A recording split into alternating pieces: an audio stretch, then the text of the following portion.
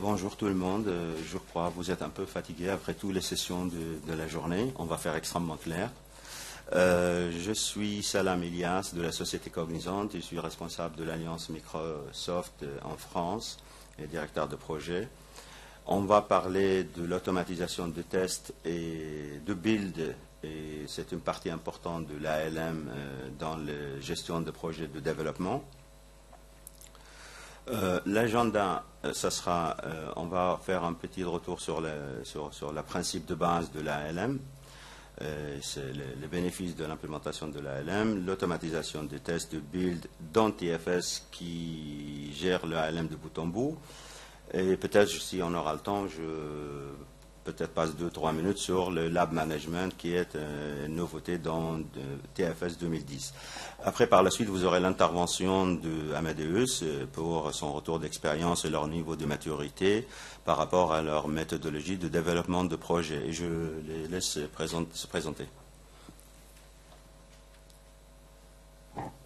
Alors, bonjour à tous, de la part d'Amadeus. On est très content de venir ici, c'est la 3e fois en 4 ans, donc c'est pas mal. Il y en a peut-être certains d'entre vous qui avaient déjà assisté à une présentation précédemment. Alors, ici, vous avez 2 noms. Le mien n'apparaît pas. Je ne suis pas Karine Guérin. Elle aurait dû être là, malheureusement, elle n'a pas pu. C'est elle qui a fait tout le travail, donc c'est pour ça que son nom est toujours là. Mon nom est Jean-Michel Laurenti. Je suis senior manager du développement sur la plateforme Hôtel d'Amadeus. Et je vais laisser Julien se présenter. Donc bonjour à tous. Alors moi, donc mon nom par contre est bien sur le slide. Donc je m'appelle Julien Dutot et je suis en charge du développement au sein de l'équipe de développement donc de l'Amadeus Hotel Call Center, qui est une partie de la plateforme dont parlait Jean-Michel. Voilà. Et maintenant, on reprendra la parole tout à l'heure après la présentation de Salam. Bon, 2 mots quand même sur la société Cognizant. Cognizant est une société de conseil de services IT. On est un acteur global de le conseil de services IT, métier, incluant différents domaines. Nous avons une approche métier extrêmement forte et on est 135 000 personnes dans le monde avec 58 centres de delivery et on a une base de clients de 777. Et on est implanté en France depuis 2005. Cognizant est également une société spécialisée dans le test et dans les QA, de Quality Assurance. On est vraiment une société spécialisée dans le test. On a à peu près 18 500 personnes dédiées à l'activité testing. Et toutes les personnes sont de carrière. Ce n'est pas des développeurs qui sont devenus testeurs, c'est de carrière. Et 75% de nos activités test, ce sont sur des codes développés par des tierces parties, pas par Cognizant eux-mêmes. Maintenant, on démarre sur le sujet de cette session, qui est l'automatisation et le ALM. Un petit rappel sur l'ALM. Je crois que l'ensemble des personnes ici, ils font ou ils pensent à le faire parce que vous êtes là aujourd'hui. ALM, c'est quoi? C'est un ensemble de disciplines pour gouverner le processus de planning, de compilation, de communication entre les différentes équipes pour l'ensemble de la vie d'un projet. L'ALM n'a pas de lien particulier où il n'est pas attaché à une plateforme, que ce soit la plateforme Microsoft ou d'autres éditeurs. C'est un concept en réalité. Ce qui est intéressant dans l'implémentation d'une approche ou d'un concept ALM, c'est permettre l'entreprise à définir une stratégie de développement d'un point de vue business. Ça veut dire impliquer les gens du métier, de business, en amont dans le processus de développement. Et bien évidemment, aligner le métier, le dev et tous les services IT. Les effets d'implémentation d'un approche ALM, ça représente par le cycle de livraison, par l'automatisation, la gestion des bugs et des défects, et la communication entre les différentes équipes, et le retour d'expérience en temps réel, ce qui permet ce qu'on va voir dans TFS ensuite. Pourquoi l'ALM? Il y a plusieurs raisons. Il y a 10 ans ou 15 ans, on développait d'une façon. Aujourd'hui, les besoins sont complètement différents. Il y a beaucoup de challenges, il y a beaucoup de compétition, et on a besoin d'aller de plus en plus vite d'être beaucoup plus agile. L'ALM se veut une mode ou un concept qui accrue la collaboration entre les différents membres de l'équipe de développement et les différentes équipes de test ou de IT. Il y a des bénéfices évidents de l'ALM, il réduit les coûts, où on peut mesurer l'impact de notre productivité, on peut mesurer combien de maintenance qu'on fait par rapport à chaque application dans le cycle de vie d'une application. Et on a certains chiffres que vous pouvez voir, c'est le coût de la mise en place d'une méthodologie ALM en termes de maintenance et en termes de productivité et tout ce qui impacte le retour de l'expérience des utilisateurs à propos d'une application qui, en fait, n'ont pas suivi une certaine méthodologie de qualité logicielle dans le développement. ALM et TFS. TFS permet à mettre en place le concept ALM de bout en bout. Microsoft offre une solution avec TFS 2010 et Visual Studio 2010, une solution intégrée depuis le code, depuis la ligne de code, jusqu'à la gestion de le projet et le planning, avec l'arrivée de MTM, Microsoft Test Manager, de gérer le cas de test, les différents scénarios de test, et l'automatiser, et bien évidemment, faire le déploiement automatique dans la compilation d'équipes. Les principaux avantages d'utiliser TFS 2010 pour implémenter l'ALM, c'est permettre aux entreprises d'implémenter l'ALM d'une façon extrêmement rentable, d'une manière qui est rentable, en réduisant les coûts spécifiques de développement, en réduisant le nombre de bugs qu'on peut découvrir pendant l'UAT ou pendant quand on va en production, le release, et ils rendent, c'est ce qui est important, ce qu'on va voir ultérieurement, c'est le niveau de détail d'un bug que le testeur peut communiquer avec un développeur.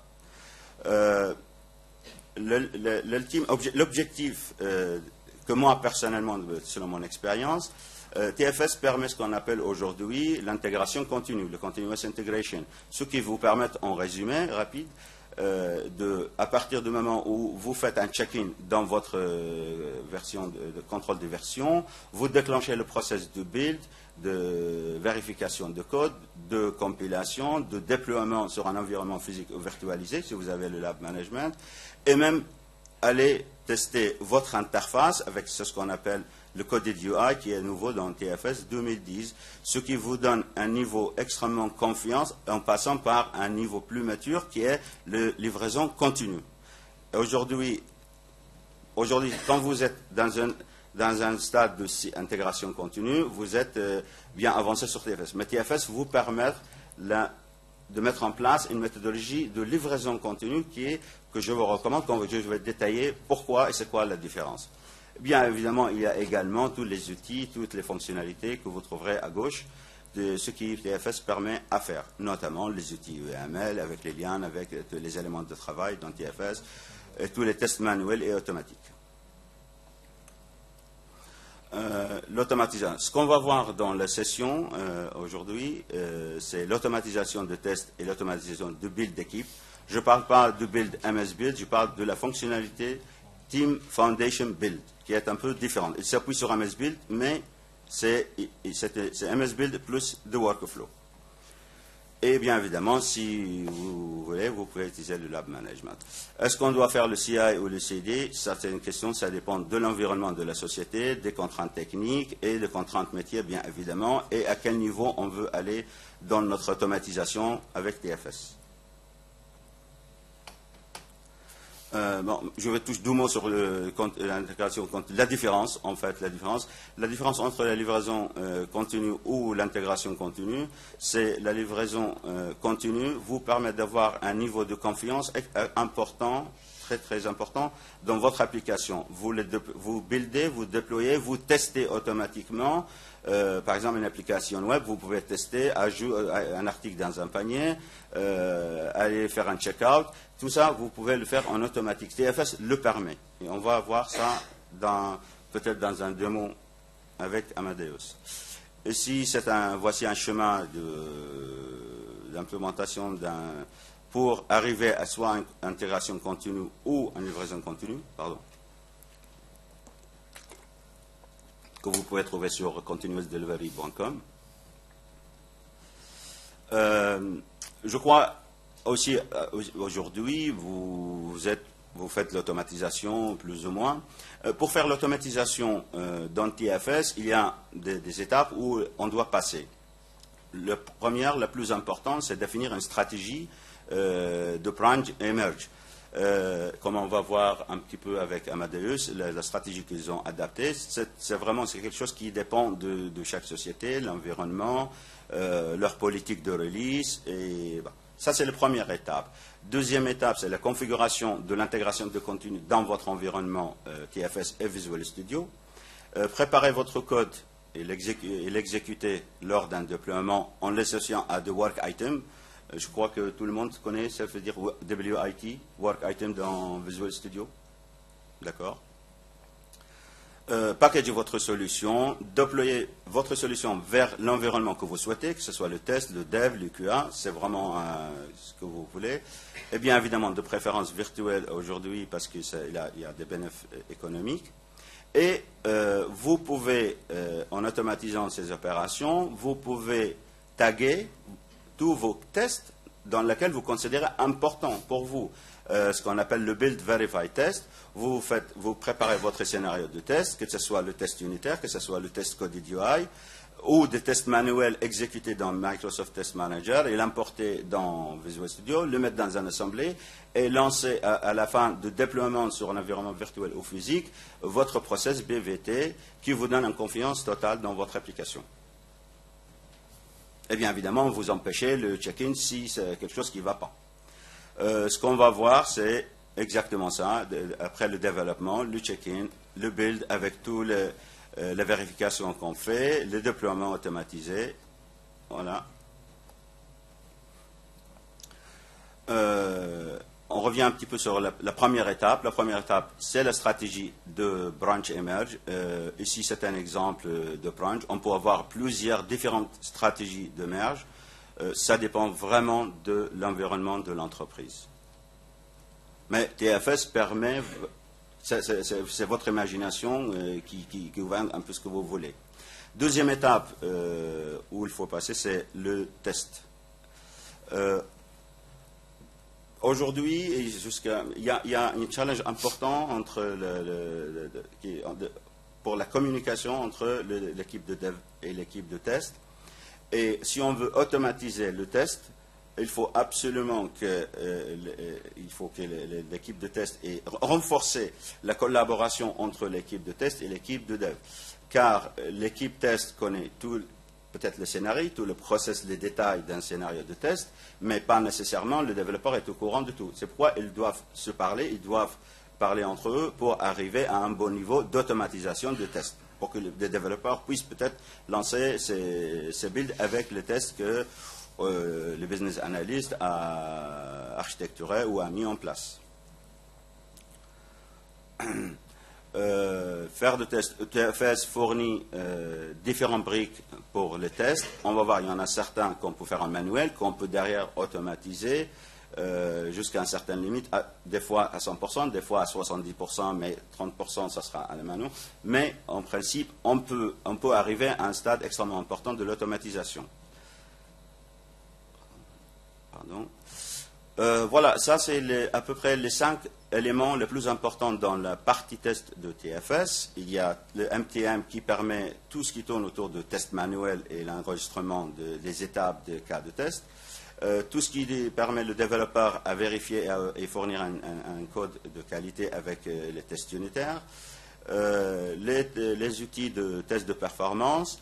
Le lab management pour fournir les environnements virtuels pour déployer sur des environnements différents et le management à travers le lab management.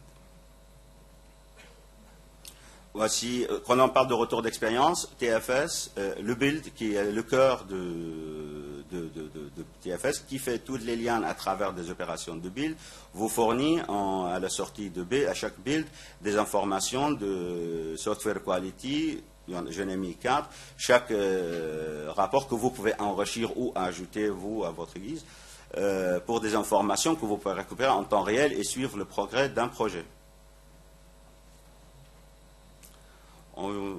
Ici, on voit un petit peu ce qu'on a parlé de tests et de bugs, rich bug, actionable bug.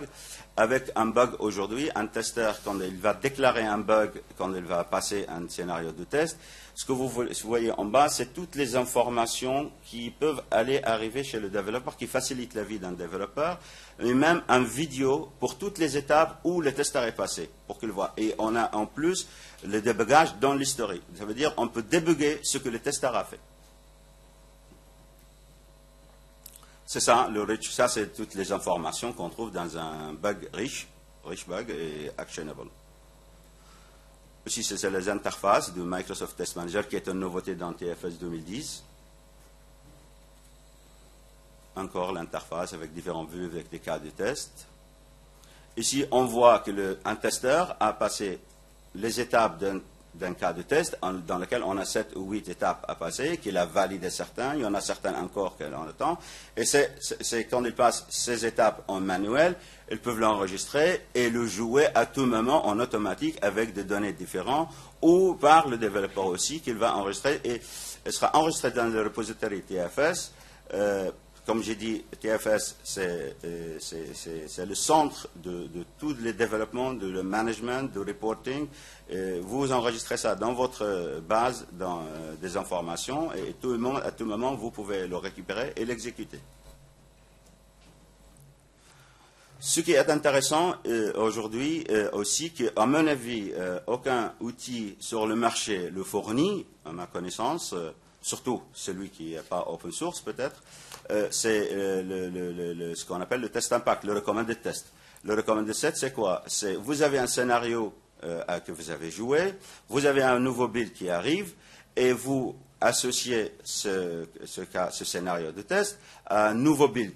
Et là, vous demandez quels sont les tests que je dois rejouer. Et Visual Studio, il fait la traçabilité à 100%, il vous dit quels sont les cas de tests que vous devez réexécuter pour vérifier qu'il n'y aura pas de régression. Voilà, c'est un peu. Ça, c'est une autre façon de faire le test de non-régression avec le coded UI qui est. Je ne sais pas, je vais vous faire un démo de coded UI, mais c'est une deuxième façon de faire la non-régression dans TFS à travers le coded UI. Je vous propose que je vous montre un petit démo sur ma calculatrice, que tout le monde le connaît, dans laquelle on va faire un test manuel. La première, on va saisir un chiffre, on saisit une opération et un deuxième chiffre, on clique sur égal et on arrive au résultat qu'on doit valider, c'est oui ou non, si c'est bon ou pas. Voilà, voilà, c'est parti.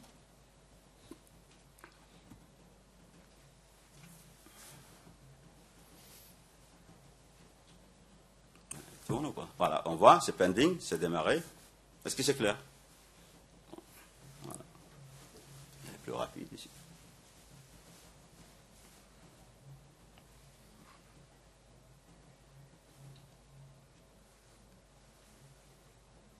Voilà, test est fini, c'est automatique, terminé. Maintenant, on a vu, ça c'est une opération manuelle. J'ai rentré à la main 1, 2, 1 plus et appuyé. Ce que je peux faire, je peux tout automatiser et faire plusieurs itérations depuis un fichier Excel ou depuis un fichier CSV. Je donne des informations que je voudrais tester par ce cas de scénario à travers d'un fichier Excel. Vous voyez ici un fichier Excel avec différentes valeurs. Je peux lancer le même test, mais que ça sera joué totalement en automatique, à 100% sans intervenir.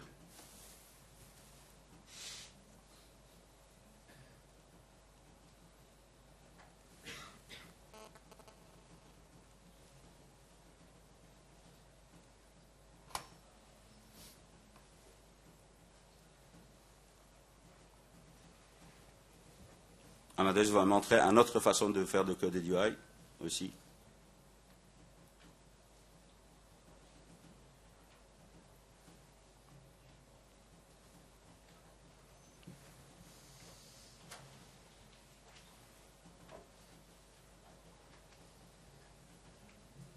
Voilà, on va aller voir les détails et on voit qu'il y a plusieurs itérations qui ont tous passé. Voilà. Ça, c'est la partie test. Maintenant, on arrive à la partie build d'équipe. En fait, le build, comme je l'ai dit, je crois précédemment, c'est le cœur de TFS et c'est lui qui orchestre toutes ces informations, tous les liens, la fabrication de rapports de qualité et, bien évidemment, construire le binaire pour être déployé. Et ça dépend de Windows Workflow et vous pouvez le customiser selon vos besoins. On va voir un exemple concret de la part d'Amadeus, comment ils ont modifié le workflow d'un build qui leur permet de déployer, de modifier le paramétrage d'une application pour n'importe quel client qu'ils ont. Ils s'appuient sur MS Build, mais MS Build, c'est une couche maintenant dans le Team Build. Ça, c'est des caractéristiques. Bon, on peut parler des caractéristiques. Quand vous installez TFS, vous avez par défaut des templates de build que vous pouvez enrichir, ce que j'avais dit, qui est basé sur The Workflow et MS Build. Il prend en charge, bien évidemment, le build, c'est une activité qui prend, si vous faites beaucoup de build, vous devez avoir un ou plusieurs serveurs de build, vous pouvez monter en charge. Vous pouvez faire des compilations privées, ça veut dire vos développeurs peuvent faire une compilation privée dans un répertoire qui n'a rien avec le code dans votre projet essentiel, sans impacter le code.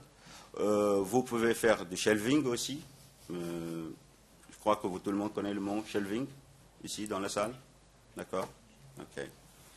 Voilà. Et bon, essentiellement, le Team Build fournit vraiment un brique important dans le Application Lifecycle Management. C'est une vue globale du déploiement de la partie Build. Dans TFS, on a la notion de collection, project collection, et vous rattachez votre contrôleur de build à une collection. Vous pouvez avoir plusieurs agents sur différentes machines. Ça, c'est l'architecture de base, mais vous pouvez imaginer tous les scénarios possibles pour vos builds, surtout si vous faites le build continu avec le build après chaque check-in. Les différents scénarios, comme on a dit, dans le build de TFS, vous pouvez avoir plusieurs scénarios. Bien évidemment, build à la manuellement.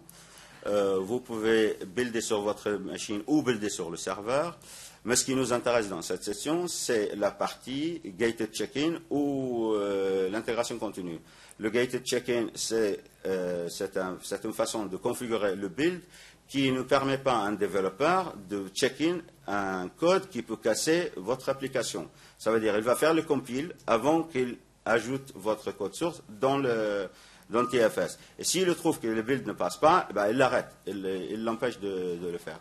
La partie continuation intégrée, c'est à chaque fois que vous faites un check-in, c'est automatiquement déclenche le build et tout le process qui va derrière dans votre workflow. Et là encore, j'insiste que vous pouvez faire le continuous delivery que je recommande vivement. Et si on voit un rapport de build, je ne parle pas beaucoup, mais il y a Amadeus qui va un peu détailler le rapport, mais il y a un seul point ici. Après votre build est réussi, comme vous le voyez là-haut, vous pouvez assigner votre build à un environnement particulier, que ce soit du QA, de test, de dev ou de release ou ce que vous voulez. Je crois que j'ai 4 minutes encore, c'est ça. Voilà, si on a le temps, je pars sur le lab management, sinon je vous laisse la parole. C'est bon? C'est bon? On peut? D'accord. Le lab management, je en passe pour le moment. Voilà. L'architecture du lab management. Le lab management vous permet de faire quoi? C'est quoi intéressant? Ça vous permet de fournir des environnements à la demande. Ça veut dire, vous fournissez des templates, vous fournissez des modèles des machines, une machine qui va être un application server ou une machine de base de données, des templates. Et vos testeurs peuvent, à leur guise, de demander à avoir 2 machines aujourd'hui en cliquant, une machine base de données, une machine application, déployer vos applications sur ces machines et faire leurs tests sur cet environnement et les disposer quand ils veulent. C'est ça l'intérêt d'avoir, ou avoir des machines en continu qui permettent de faire le déploiement continu. Le lab management, où il y a des fonctionnalités. Bon, on peut utiliser bien évidemment Hyper-V. Je vous recommande Hyper-V. C'est pour des raisons que vous pouvez faire vous pouvez utiliser toutes les fonctionnalités de lab management dans Hyper-V 2 et notamment Hyper-V 3 qui va arriver. Vous pouvez utiliser VMware, mais il y a à peu près 50% de fonctionnalités, surtout la création d'environnements à la demande, vous ne pouvez pas le faire avec VMware. Si vous voulez plus d'informations, vous pouvez venir au stand ALM. Je peux répondre à toutes vos questions. Et à la fin, j'ai prévu faire un démo en live, s'il le permet le temps après Amadeus. C'est de vous montrer comment, depuis une machine qui se trouve dans un domaine, avec deux branches différentes, dev et main, de builder, de vérifier le code et builder et de déployer et exécuter des tests code et UI sur 3 environnements différents, test, dev, UI.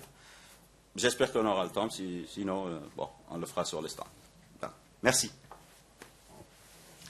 Bien, merci Salam. Alors, on va lancer de notre côté.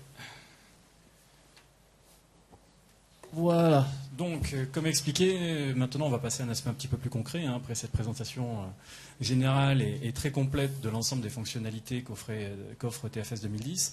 Donc nous, l'idée, c'est de vous présenter un petit peu comment on a mis en œuvre tout ça dans le cadre d'un projet réel qui correspond à une application qui est en production. Donc l'idée, c'est vraiment de vous détailler quelles sont les stratégies de configuration, de test et comment on a automatisé notre usine à build pour arriver à atteindre certains des objectifs qu'on s'était fixés sur un projet concret. Donc, au niveau de l'agenda, c'est assez simple. On va vous faire une petite présentation d'Amadeus. Ça va durer 3 minutes, ça sera rapide. On va vous donner un peu plus d'informations sur l'application, sur le projet Hotel Call Center. On va également rentrer dans un aspect concret avec Julien. Donc c'est ce qu'on a appelé la vraie vie du développeur. Ça sera du live. Et ça va nous permettre de détailler quelle est la stratégie de configuration, de test, etc. qu'on a mise en œuvre. Donc il y aura à la fois l'aspect très pratique et revenir sur un aspect un peu plus théorique qui a guidé la mise en œuvre de tout ça, de tous ces éléments-là. Et enfin, on aura quelques commentaires sur les résultats qu'on a obtenus. Voilà. Donc sur Amadeus, plutôt que de parler, quelques images.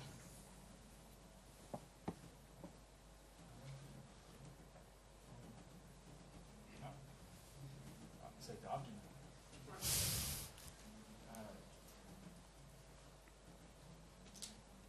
Il est normal.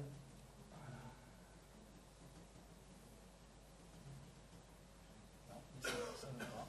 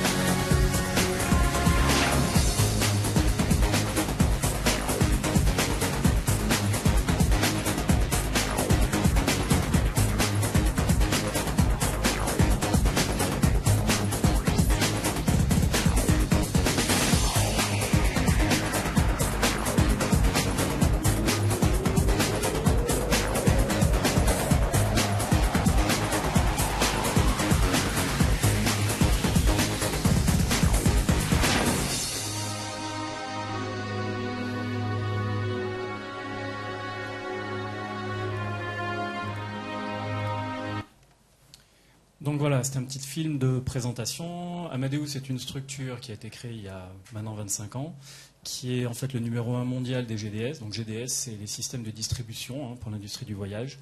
Ça veut dire que n'importe lequel d'entre vous, vous avez utilisé Amadeus à un moment donné, sans même le savoir, puisqu'on est derrière beaucoup de sites, Opodo, Expedia et autres.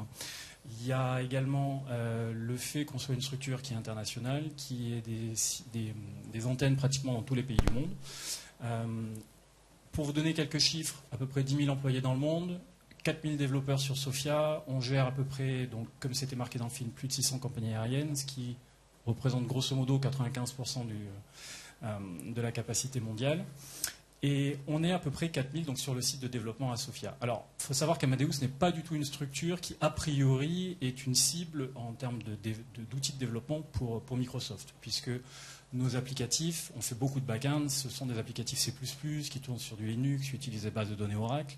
Donc, on n'est pas dans un environnement, a priori, en interne, sur lequel on a beaucoup de produits de développement Microsoft. Simplement, depuis quelques années, on a travaillé pour le développement d'une plateforme hôtelière dans le cadre de notre diversification pour devenir un IT provider dans l'industrie du voyage.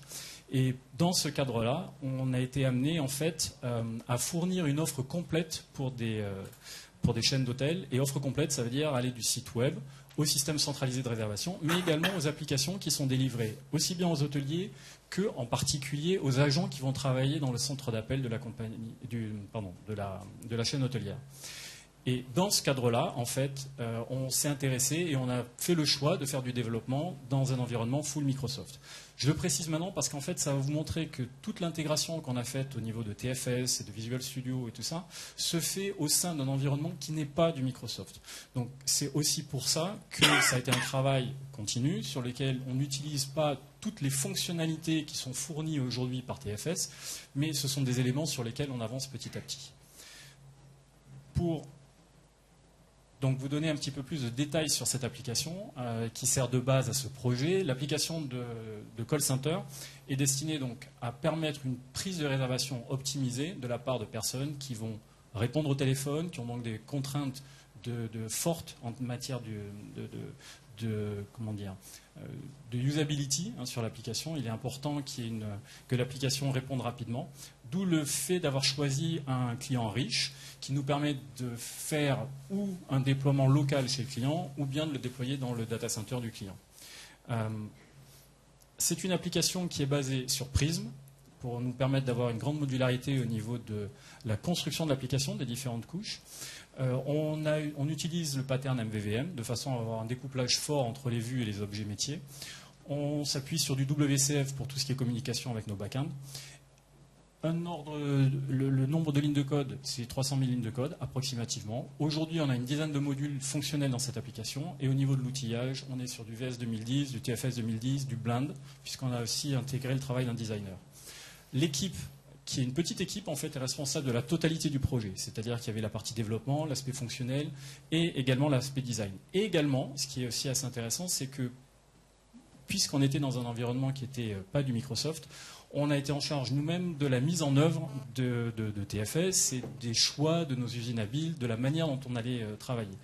Et du fait de cette petite équipe, on a essayé vraiment de travailler sur une optimisation de l'ensemble des tâches. Donc, ce qui s'est passé, c'est que cette application a été mise en production en février l'an dernier. On était précédemment sur du VS 2008, TFS 2008, et on a fait le choix, juste avant la mise en production, en fait, de basculer sur du TFS 2010, VS 2010, de façon à pouvoir bénéficier des avancées qui avaient été faites sur le build en particulier, pour être certain qu'on soit les plus réactifs possibles pendant toute la phase qui allait suivre la mise en production. Donc ça a été un gros travail de préparation à ce moment-là. Voilà, donc c'est marqué 7 personnes, donc ce qui est relativement peu. On avait des objectifs assez clairs qu'on s'était fixés quant à la mise en œuvre justement de cette ALM. D'abord, c'était en matière de gestion de configuration. On voulait absolument être capable d'arriver à isoler les développements qui étaient faits des différentes fonctionnalités jusqu'au moment où on allait faire la phase de validation fonctionnelle et Tout ça parce que derrière, on avait l'envie de pouvoir réaliser l'application à la demande et d'être capable de contrôler jusqu'à la dernière minute le contenu de ce qu'on allait délivrer. Il faut savoir que c'est une application qui s'appuie énormément sur les back-ends, donc qui est une application cliente, et donc on est dépendant du cycle de développement de nos collègues qui travaillent sur les back-ends, et donc il peut y avoir des moments où on a des changements de dernière minute par rapport à ce qui est prévu, parce qu'il n'y a pas la disponibilité sur un service central. Également, comme autre objectif, on avait le fait d'essayer d'optimiser les ressources de cette petite équipe en gardant les gens sur des tâches qui nécessitaient d'avoir une certaine compétence plutôt que de leur faire perdre du temps sur des tâches plutôt répétitives. Donc, en particulier, on a eu d'emblée l'envie de pouvoir gérer le fait de construire au niveau du build, les tests unitaires, de packager tout ça, de façon à pouvoir préparer un déploiement qui allait récupérer des fichiers de configuration spécifiques par client et par environnement cible, et de façon à pouvoir créer ces packages de déploiement qui ensuite allaient être utilisés par les analystes fonctionnels, car chez nous, ce sont les analystes fonctionnels qui sont en charge des tests. On a une valeur fonctionnelle assez riche et on ne délègue pas les tests à des équipes spécialisées dans le test. Ce sont les analystes et les experts fonctionnels qui testent. Enfin, on avait un impératif forcément de qualité, et la qualité, ça impliquait d'avoir des tests, d'avoir une stratégie de test assez poussée, d'être capable d'utiliser le pattern MVVM pour pouvoir avoir des tests unitaires qui allaient travailler au niveau du view object model. Et on garde des tests sur des classes en particulier, des tests unitaires sur les classes en particulier, uniquement pour des classes qui sont critiques. Voilà.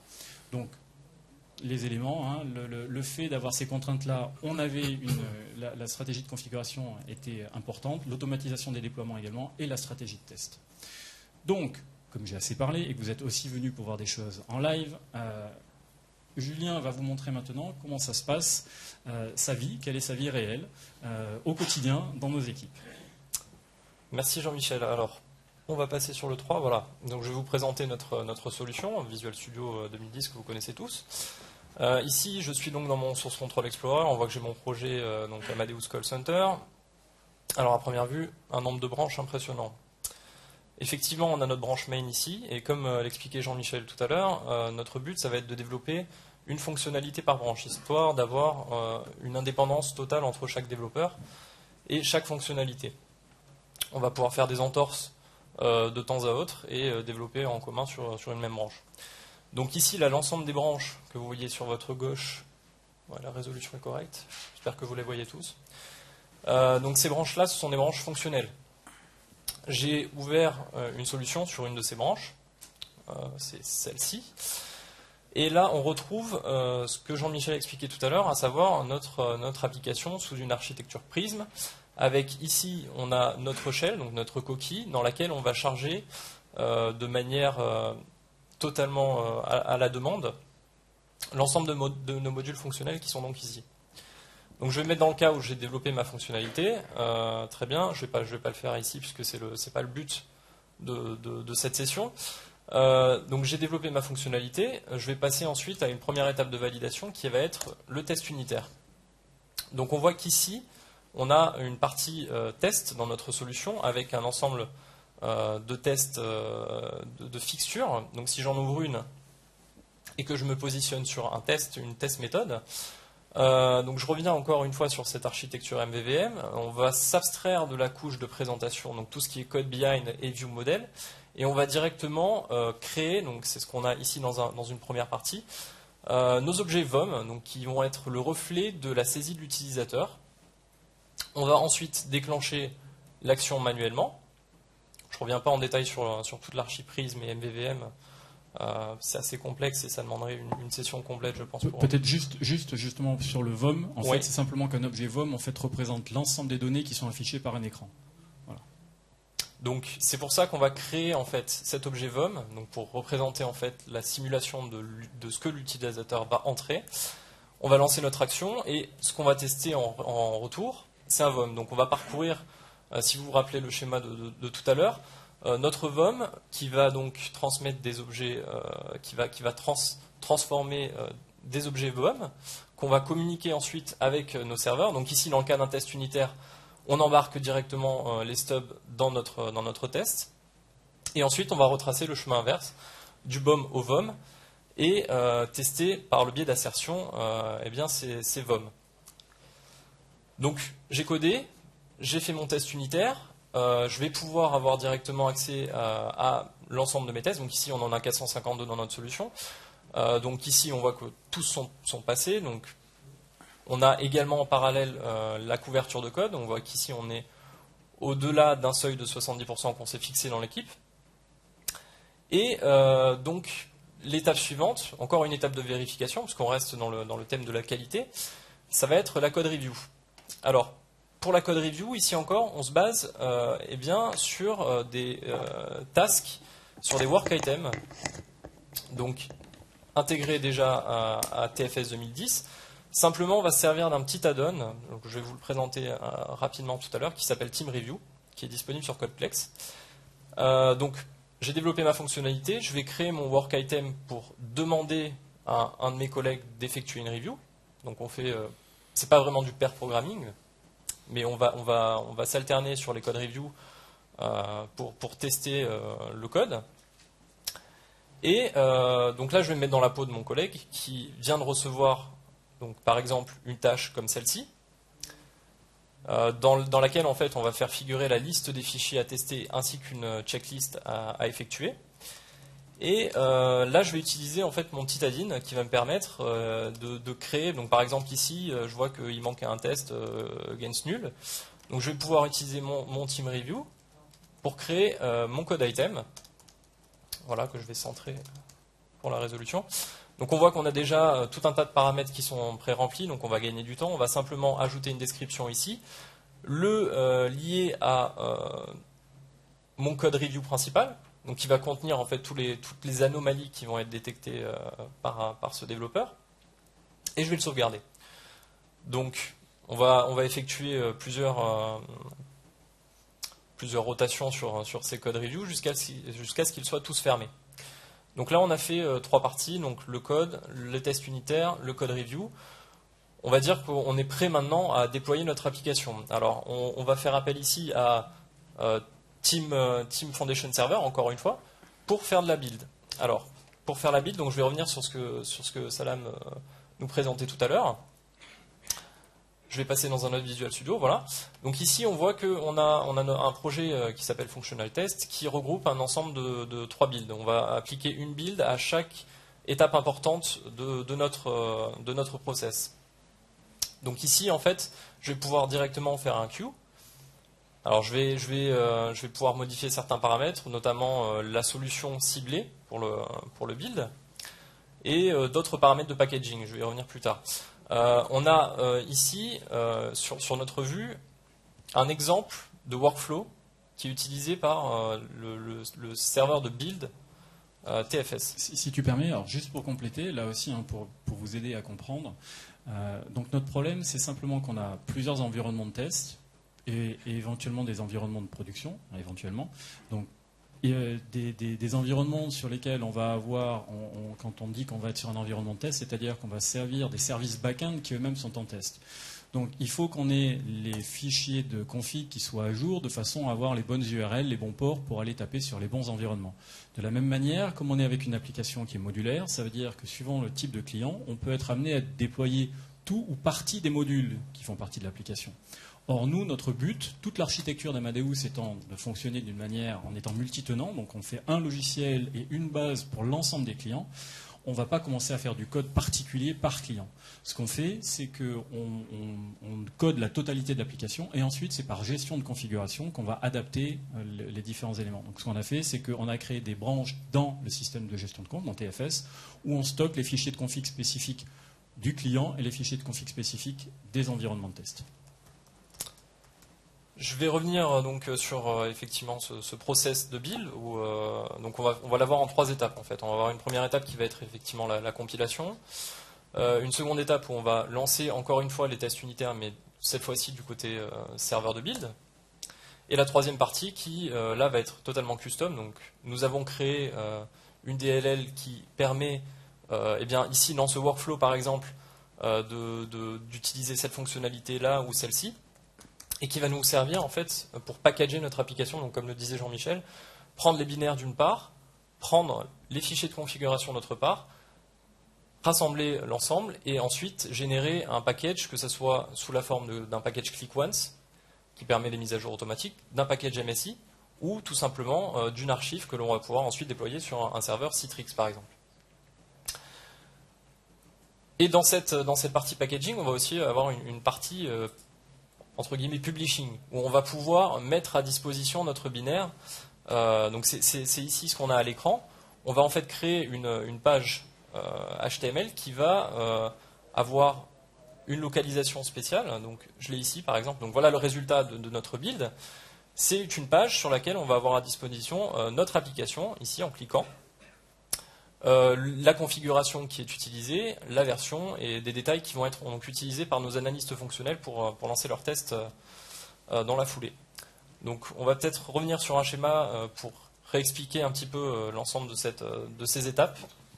Voilà, donc là en fait ici on schématise ce que Julien vous a montré en live, c'est le fait qu'on a notre branche principale. Quand on commence à travailler sur une nouvelle fonctionnalité, donc on crée une nouvelle branche, une branche de développement. On va rajouter les tests unitaires. Alors, on n'est pas encore complètement automatique sur les tests UI. Ça va faire partie de choses qui vont venir aussi. On déclenche le process de code review. Ensuite, il y a effectivement une compilation. Il y a à un moment donné le fait que, comme on a compilé, comme on a packagé, on a délivré ça aux analystes fonctionnels, et bien ensuite, il y a une phase itérative de correction de problèmes éventuels. Et qui itère avec les tests fonctionnels qui sont joués par les analystes fonctionnels. Lorsque chacun est content du travail effectué, à ce moment-là, on va pouvoir donc se préparer pour la suite. Ce qui est intéressant, en fait, ici, et là, ça c'est une petite parenthèse, vous avez peut-être été surpris, j'ai regardé les réactions quand vous avez vu le nombre de branches qu'il y avait. Je pense que certains d'entre vous ont peut-être même l'habitude de coder sans utiliser de branches. On est tous sur le main. D'autres utilisent des branches vraiment pour faire des packages ou des releases. Et j'avoue que moi-même, au départ, quand on a commencé à réfléchir à ce travail-là, quand l'équipe de Karine a réfléchi à tout ça, on attendait de voir un petit peu comment ça allait se passer. On avait un peu peur de la complexité, en fait, du nombre de merges que ça allait impliquer. Dans les faits, c'est l'effet inverse qui s'est produit. Le fait de séparer exactement chaque nouvelle fonctionnalité dans sa branche permet de l'isoler totalement et de faire en sorte qu'au fur et à mesure où on avance, où on délivre les nouvelles fonctionnalités, les analystes fonctionnels peuvent s'organiser dans leur travail, prendre le code qui a été délivré, le tester, créer les tests spécifiques pour cette fonctionnalité. Et finalement, c'est un travail qui, au lieu d'être fait en fin de cycle de développement, est fait tout au long du cycle de développement. Aujourd'hui, on a une application qui est déployée une fois par mois, on a une nouvelle version une fois par mois, alors même qu'on a des nouvelles releases de nos services centraux 3 fois par an. Donc, ça veut dire qu'en fait, on implémente au fil du temps les services qui sont disponibles dans nos back-ends. Et le fait de pouvoir, comme ça, lisser le travail des analystes fonctionnels est définitivement un plus pour nous, puisque c'est par la suite qu'on va faire uniquement des tests de non-régression lorsqu'on va, et on va le voir après, travailler sur l'intégration et la création d'un package de release. On va passer au test ? On passe à la suite. Alors, juste une petite précision, tout à l'heure je ne l'ai pas montré, je reviens un petit peu sur ce que Salam présentait dans la première partie. On a ici nos résultats, nos rapports de build. Donc on va avoir des données très intéressantes, notamment donc on retrouve ici notre code coverage, on retrouve notre taux de passage donc de nos tests. On a également les warnings qui sont disponibles et on a l'historique de tous nos builds. Donc on a également les change sets qui sont associés à ce build, les tests impactés, donc ici il n'y en a pas puisque dans ma définition de mes tests, je n'ai pas, dans mon test settings, je n'ai pas demandé cette partie. Donc, une fois qu'on a fini notre développement par branche, on va effectivement passer au merge et à tout ce qui est relatif au test de non-régression. Donc ici, là je vais mettre ma casquette d'analyse fonctionnelle, je vais enlever ma casquette de dev, et je vais passer dans le testing center. Alors le testing center, il a été un petit peu présenté en première partie, je ne vais pas revenir dessus. Simplement, donc là, je vous montre un petit peu le test plan qui a été rédigé par nos analyses fonctionnelles. On est dans un test plan de non-régression, et je vais prendre un test au hasard. Donc je vais prendre au hasard non, puisqu'on va faire ça dans les règles de l'art. On va d'abord démarrer notre application et se loguer. Donc ici, voilà, j'ai le détail de mon test, et je vais tout simplement, donc j'ai la possibilité également de saisir des valeurs, donc c'est ce qui a été présenté tout à l'heure, soit directement dans notre test, ou en passant par le biais d'un serveur SQL par exemple, ou d'une base de données,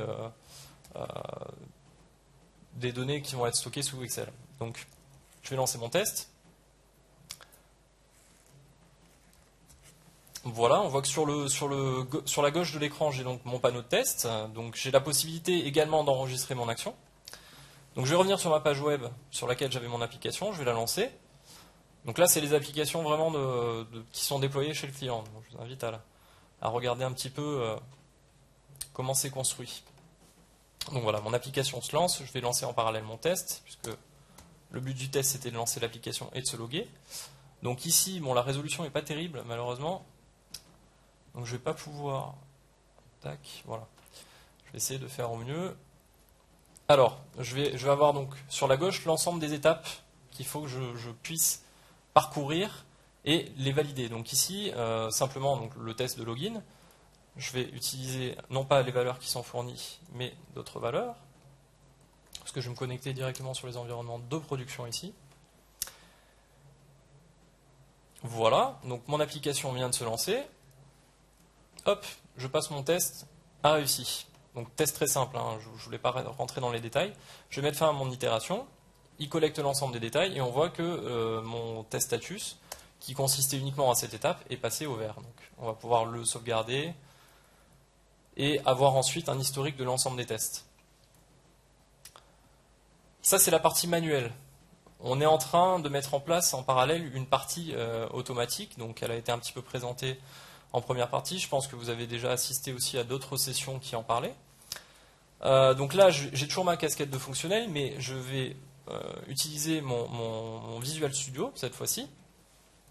Et j'ai ouvert ici, j'ai préouvert en fait un projet de test qui recense en fait uniquement des tests codés du UI. Donc on s'est placé dans la régression, puisque là on vient d'effectuer notre merge, on va lancer tous nos tests de non-régression. Donc là j'ai ouvert une fixture qui contient déjà pas mal de tests, et ce que je vais vous proposer c'est donc de lancer un test en direct. Donc j'ai déjà créé ma méthode, mon squelette, et je vais me positionner à l'intérieur, et tout simplement en un clic, je vais demander de générer du code à partir d'une action que je vais enregistrer en cliquant ici. Donc je vais rebasculer sur mon application. On va voir en bas à droite qu'on a un petit outil qui s'appelle le Coded UI Test Builder qui va nous permettre d'enregistrer nos actions. Donc là, j'ai mon application. Je demande d'enregistrer mes actions et ce que je vais faire dans un premier temps, voilà, je vais réduire un petit peu le champ. Je vais demander en fait à mon application d'aller chercher la disponibilité des chambres pour une chaîne bien précise à Paris du 8 au 9 février. Donc, on voit en bas à droite que l'ensemble de mes actions sont enregistrées. On y reviendra tout à l'heure. Je viens de lancer mon action. Donc là, je demande la disponibilité. On contacte les services Amadeus. Donc on voit qu'on a un petit problème de lenteur au niveau de la connexion, je pense. Donc voilà, j'ai mes résultats. Donc 24 properties. Je peux afficher sous forme soit de liste, soit de map. Donc là, c'est le contrôle Bing qu'on vient d'intégrer dans l'application. Et je vais mettre en pause mon enregistrement.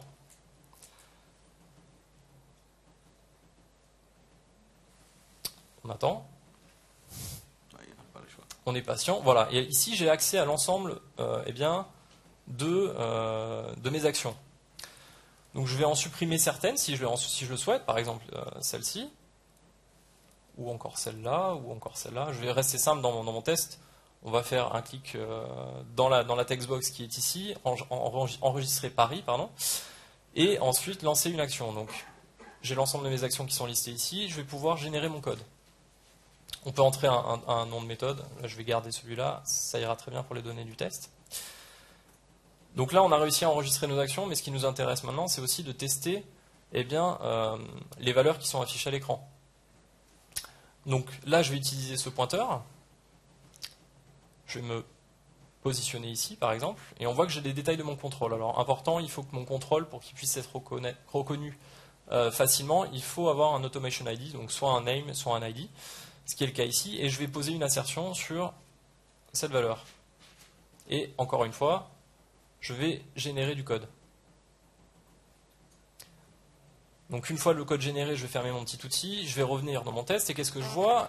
Eh bien, deux lignes ici qui ont été rajoutées, donc l'une qui va en fait représenter l'action que j'ai enregistrée, et la seconde qui va représenter l'assertion que j'ai posée.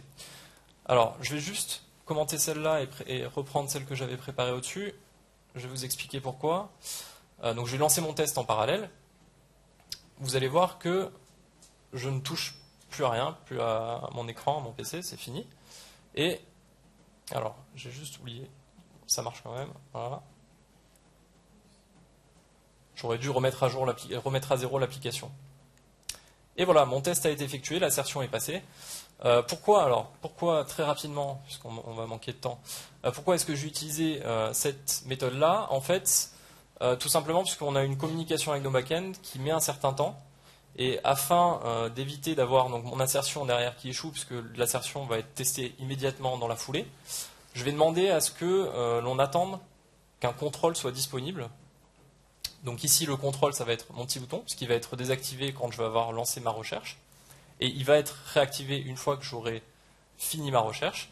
Et je vais donc pouvoir ensuite analyser et poser mon assertion sur cette valeur. Donc ça, c'est ce qu'on est en train de mettre en place avec donc, nos analyses fonctionnelles. Ce qui commence à être mis en place et donc à permettre de gagner vraiment du temps sur ces tests de non-régression, parce que l'application est très riche et on en a pas mal. Et donc voilà. Donc, ensuite, on a tout un process. Je vais laisser Jean-Michel finir sur le process de fin de vie entre guillemets de notre application. Voilà, alors donc on en était là tout à l'heure. Donc ce que Julien vous a montré là maintenant, c'est qu'à un moment donné, effectivement, on va repartir, on va merger, on va repartir ici, on va repréparer un package, et là, on va lancer nos tests de non-régression de manière de plus en plus automatique, on va dire. Et à un moment donné, alors on a toujours ce cycle itératif à nouveau pour être capable de fixer les problèmes éventuels. Et puis, quand va venir le moment du déploiement, enfin vraiment de la mise en production, on va faire une branche de release qui, elle, va à nouveau être là pour pouvoir regrouper un certain nombre d'éléments. On va avoir des tests spécifiques qui vont être lancés pour l'acceptance avec le client avant d'être considéré comme étant une branche définitive dans le main pour la prod. Donc, ce qu'on a vu pour aller... Ah oui, alors, donc en fait, ici, simplement, si tu veux dire... Oui, c'est pour revenir sur le fait qu'on teste vraiment en amont la fonctionnalité, ce qui va permettre de gagner un temps précieux ensuite au niveau du merge, puisque ça va être des tests de non-régression qui vont être tournés, et ce qui nous permet donc une certaine prédictabilité sur la date finale à laquelle on doit effectuer tous nos merges, puisqu'on fait ce qu'on appelle du rétro-planning. Je vais pas rester trop longtemps sur le sujet, mais ça nous permet en fait de connaître la date limite de notre merge pour être prêt pour la production. Voilà, ce qui est très appréciable quand on est en charge de l'équipe. Pour terminer, donc, quels sont les résultats de tout ça? On a vu qu'on a mis en place finalement un outillage qui est assez complexe, mais avec de bonnes stratégies, et ça nous permet en fait d'avoir ces qualités, c'est-à-dire d'être capable de délivrer du code qui est propre, d'avoir une bonne satisfaction de l'équipe, d'avoir une bonne qualité, et surtout d'être très réactif par rapport à des changements de dernière minute dans ce qui est demandé par le client. On a aujourd'hui un cycle de développement qu'on considère, nous, comme assez mature, ce qui a permis d'ailleurs de mettre en place une méthode agile de type Kanban. On n'est pas parti à l'envers, on a d'abord commencé à construire l'équipe, et petit à petit, c'est la méthodologie agile qui s'est imposée derrière, mais on n'a pas cherché à l'imposer au départ. Évidemment, c'est un investissement en termes de temps, en termes de compétences parmi les gens qui composent l'équipe. Mais très clairement, ça apporte un vrai gain de productivité qui est tout à fait mesurable, en tout cas. Et puis, l'avenir, c'est que cette structure qu'on a mise en place sur l'application, toute cette architecture d'application et tout cet ALM qu'on a construit autour, évidemment, c'était un peu surévalué par rapport à une seule application. L'idée, c'était de pouvoir décliner le modèle, et c'est ce qui est fait actuellement, puisqu'on a une autre application qui est en chantier, qui est basée exactement sur le même mécanisme et qui nous permet de réutiliser tout l'existant.